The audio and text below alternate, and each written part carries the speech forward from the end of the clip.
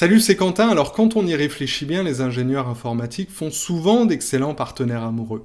Ils gagnent bien leur vie, ils ont leur univers à eux, ce qui les rend plutôt indépendants et pas trop collants. Chez eux, la loyauté est une valeur forte, donc ils sont souvent fidèles dans leurs relations, pas de risque d'adultère non plus, vu que leurs potes sont tous des mecs, et contrairement aux apparences, ils sont souvent très très profonds. Sauf qu'il faut la trouver, cette petite amie, et là, ça peut vite devenir le parcours du combattant. Les relations intimes, notamment amoureuses, constituent vraiment le talon d'Achille des informaticiens. Ceci est en partie dû au fait qu'ils peinent à comprendre les conventions sociales ou les rituels sociaux. Ils ont tendance par exemple à avoir peu de patience et à moins comprendre des éléments comme le papotage, le flirt, en fait que la plupart des gens considèrent comme la moitié du plaisir d'une relation. Et j'ai des clients très compétents dans leur profession, mais leur confiance en soi qui leur confère autant de succès dans le domaine du travail peut carrément les abandonner ou les induire en erreur dans des situations sociales un peu plus inhabituelles ou pire face à des filles qu'ils trouvent vraiment jolies. Il faut dire aussi, évidemment, je le répète souvent, que les conseils de séduction très populaires ne fonctionnent pas beaucoup sur eux. Par exemple, il y a le fameux "sois toi-même et tout ira bien" qui part certainement d'une bonne intention de la part de la personne qui le prodigue ce conseil, mais c'est généralement mal compris par les ingénieurs qui s'imaginent, par les informaticiens, ingénieurs informatiques, qui s'imaginent qu'ils vont par exemple pouvoir aller à un rencard comme ils sont, c'est-à-dire pas coiffés avec un t-shirt Final Fantasy, et parler ensuite toute la soirée de leur passion pour les jeux vidéo. Se disent après tout, si la fille m'apprécie, elle saura voir le vrai moi. Alors oui, mais pas tout à fait. Ce conseil peut te pousser, si tu te reconnais, à rester dans ta zone de confort sans percevoir les bénéfices qu'en sortir de temps en temps peut avoir sur ta santé mentale, ton estime de soi et tes relations avec les autres. Sois toi-même et ça viendra, le conseil marche. Si tu es déjà quelqu'un de sûr de toi, qui fait du sport, qui s'entretient, quelqu'un d'assertif, qui arrive à dire ce qu'il pense et dévoiler son attirance aux femmes. Ça m'amène à évoquer une compétence à développer pour les informaticiens, c'est l'humilité. Qu'on se comprenne bien, mes clients sont souvent quasiment toujours en fait, des garçons adorables qui sont justement dans un excès de modestie. Ils acceptent mal les compliments, ils ont tendance à facilement se dévaloriser. Mais il y a une chose dont ils sont à peu près sûrs, c'est leur intelligence. Du fait de cette vivacité d'esprit, ils auront tendance à croire qu'ils ont toujours raison, ce qui peut les faire passer pour des gens un peu froids et rigides.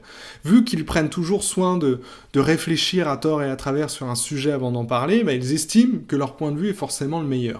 Mais bien qu'ils soient sûrs d'eux sur ce point précis, ce qui est attrayant, ils peuvent passer parfois pour des hommes qui manquent un petit peu d'empathie. Donc, dans leur relation, ils doivent apprendre, et tu dois apprendre, à te mettre à l'écoute de tes ressentis davantage et de ceux des femmes, être plus démonstratif et ainsi chercher davantage le compromis. L'autre gros défaut des informaticiens, c'est qu'ils perçoivent un peu trop la séduction comme une espèce de procédure logique. Du type, tu vois, si la fille dit ça, il faut que je fasse exactement ça. Si ça ne marche pas, il faut que je réagisse précisément comme ça. Et ils rêvent, je le sais, secrètement d'un monde où on pourrait comprendre le comportement des hommes, des gens, des femmes aussi, comme on analyse des données. Ils rêvent d'un monde où toutes les femmes diraient des choses logiques tout le temps, où elles pourraient penser, où elles pourraient toujours verbaliser ce qu'elles pensent. Sauf que les gens et les femmes ne sont pas des ordinateurs qu'on peut programmer à sa guise. Et par exemple, quand une fille leur plaît, euh, ben, les informaticiens analysent trop. Ils analysent encore et encore. Ils analysent à n'en plus finir. Ils analysent ce que la fille dit pour comprendre le sens caché de ses paroles. Ils analysent le fait qu'elle n'a pas ri à leur dernière blague. Ils trouvent un peu bizarre qu'elle croise les bras depuis quelques minutes. Ils cherchent systématiquement à tout interpréter pour arriver inévitablement à la conclusion terrible que la fille n'est pas intéressée, alors que souvent, c'est l'inverse. Et quand ils plaisent à une fille, c'est seulement bien après, et parfois trop tard, qu'ils décodent les signaux d'intérêt que la fille a lancés dès le début. Tout ça, c'est fatigant, ce qui génère bien évidemment de la frustration et ce fameux sentiment désagréable de passer à côté de sa vie amoureuse et de rater tout le temps des coups.